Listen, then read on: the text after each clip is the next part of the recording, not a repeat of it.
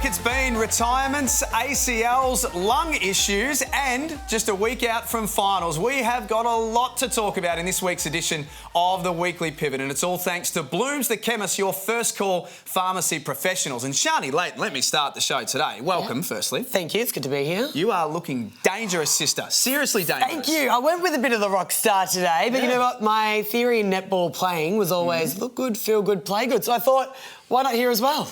Well, mine's always been fake it till you make it, so we're back for a second edition. How are we going?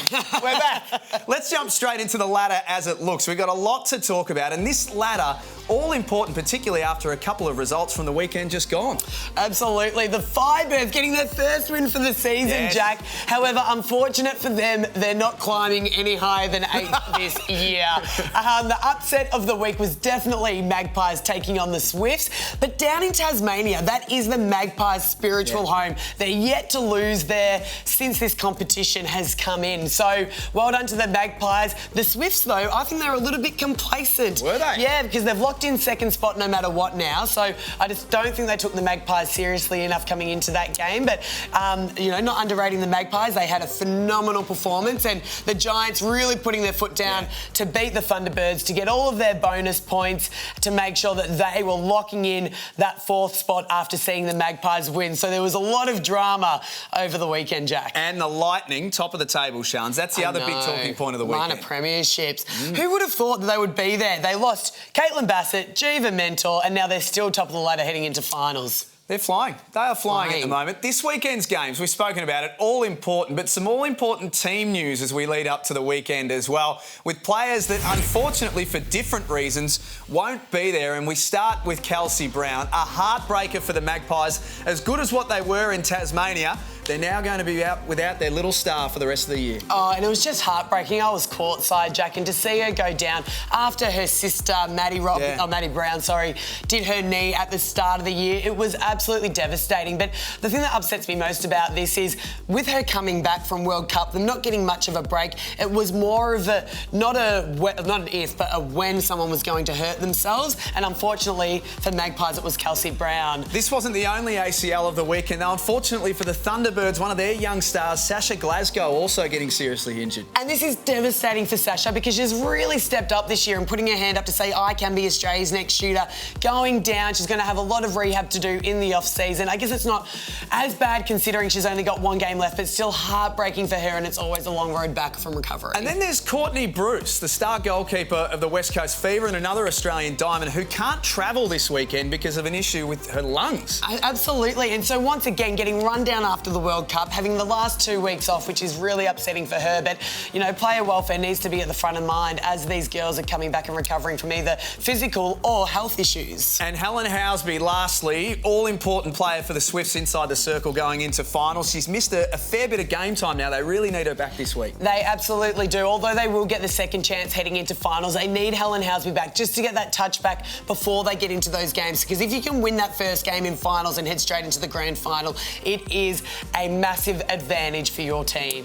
So with that in mind, let's start to take a little bit of a look at what's coming up this weekend and the matches that matter in this week's schedule. It's thanks to Bloom's the Chemist, who of course are your first call pharmacy professionals. Here is how the final weekend of Suncorp Super Netball will look. And it is big stuff coming up as well. This is the fixture, and it starts with the Giants and the Fever. It sure does. And so the first 3 games, probably not going to be of the most exciting of them all, because you have the top 3, or top of the 3 and the top 4 playing the 3 bottom sides. So the game that I'm going to be looking at is probably the Magpies versus Vixens. However, those other teams can still upset them. If Fever can get on top of the Giants, which is unlikely missing Courtney Bruce, but if they did, they can upset their finals hopes. And I tell you what, if you know that you're not going to be in the finals, one of the things that you love to do as a team member is ruining someone else's chances. So really love to be heartbreakers. Swifts should definitely get on top of Firebirds, but at least they've already got their 1 win for the season.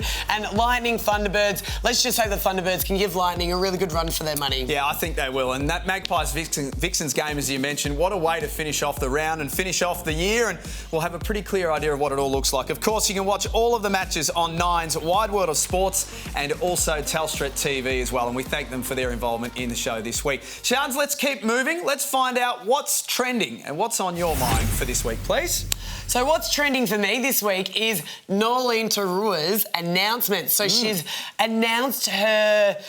could you say retirement? But she has quit being the Sunshine Coast Lightning's head coach, which is this the end of their era? Yeah. She's stepping down. She's been such an important person for that side to get them into the final series 3 years in a row, no matter who's been in the team. But that allows a different question for me. She's stepping forward into her New Zealand role and will continue coaching them for the rest of the year. Beyond that is currently unknown. But then what's trending for me is what's going on with Australia at the moment. So after the World Cup, there was a lot of talk about will Lisa Alexander continue her stint as the Australian coach, and we don't know. We haven't heard anything from Netball Australia or anything from herself. So we're not wanting to say that she's not going to be there. No, of course not. And we love Lisa. You're a former captain of this team, though. Absolutely. If a decision was made and Netball Australia wanted to go in a different direction, who are some of the contenders that we should be thinking about at least? Well, it's really tough. I think the contenders at the moment for me would definitely be Simone McInnes or perhaps Rosalie Jenke. They seem to be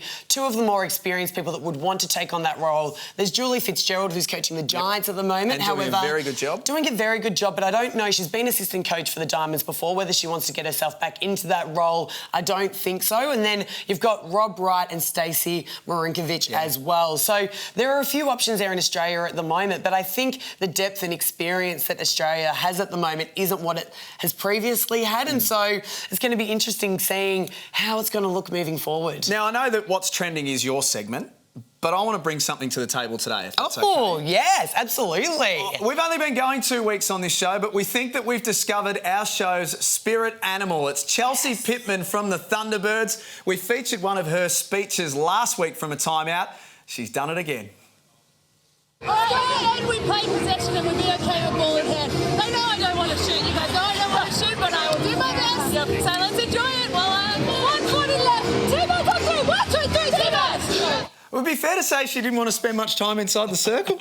I think that is fair. Chelsea, you are our spirit animal. We love you so much. We love your honesty. We love that, unfortunately, what are the chances you had 2 shooters go down, one with an ACL, one we're still unsure of, but could also be an ACL, to get you back into that goal attack position that you haven't been in for so long, and just to say, guys, they know I'm not going to shoot, so let's get the ball to Maria and we can hold the ball for as long as we want. It's a possession game. So, Chelsea, it's the last round, Jack. 1 round to go, Chelsea. The challenge is on you. Give us one more that we can take into next week's show. Give us one more nugget from one of the timeouts. We love you. She's you are hilarious. An absolute star. We find you hilarious, even though you play for England. That's thanks to Blooms the Chemist, who are, of course, your first call pharmacy professionals. Little burn on the way through. Match of the round.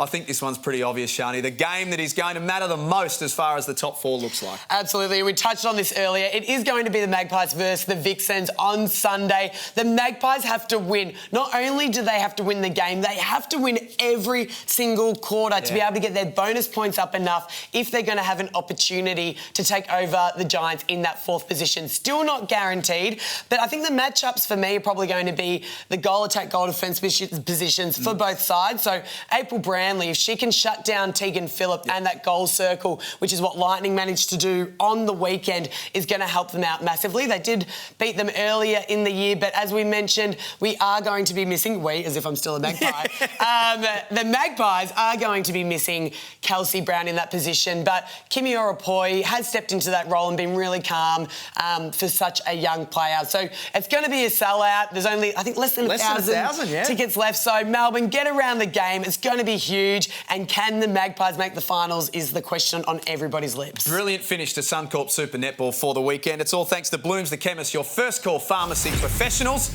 Who's in focus this week? Don't tell me it's another defender.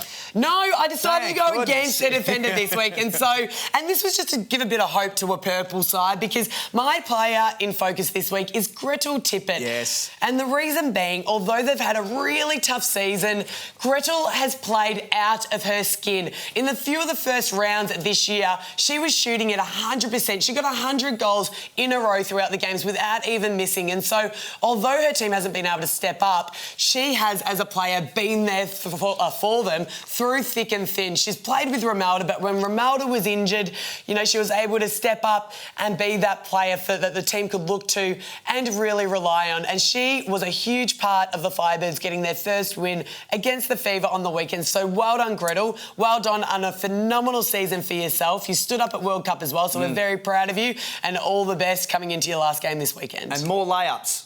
More layups. Yeah. So we've got Chelsea doing a talk, and we want more layups from Gretel Tippett. We don't ask much, do we? No. Let's get to the final say. It's thanks to Blooms the Chemist. And it's a bit of an emotional final say for this weekend as well, because we're about to bid farewell to some Suncorp Super Netball stars. We are, and coming into the last round, I really wanted to say a huge thank you. We're starting off with Laura Clemisha. Laura has just been the backbone of her Firebirds team. Maybe not always out there on court, but how hard is it when you're playing behind a Laura Geitz for the whole of your career, and to stay there, to stay with the team. Well done, Laura Clemisha. Then moving into Caitlin Nevins. I love this story. I knew you would. She is a Victorian girl, and she fought so hard her whole career. She didn't get picked up until 25 or 26. Then she made it into the Diamonds, my roommate in South Africa. Congratulations, Caitlin Nevins, although I'm still upset at you for taking those premierships off me when I was with the Swifts. And last but not least, we have our Johnny Farnham of netball, Renee Ingles. I love you, girl.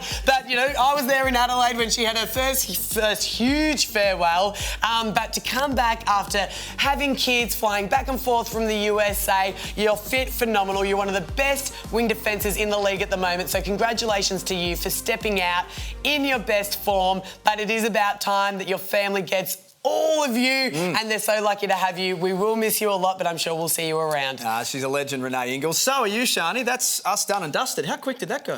It just goes so quick. We could chat all day. You know, next week we're going to be talking finals. Oh, how exciting! Who's going to be in the fourth spot? Where are we going to be playing? Is the final going to be in Sydney? Is it going to be in Sunshine Coast? And what are you going to do with your hair next week? Well, I don't really know, but I think I might go with this rock tip. Look, I really quite like it. So I might do the same next week as well. It's all been thanks to Blooms the Chemist, your first call pharmacy professionals. We're back next week with the Weekly Pivot. Until then, thanks for joining us.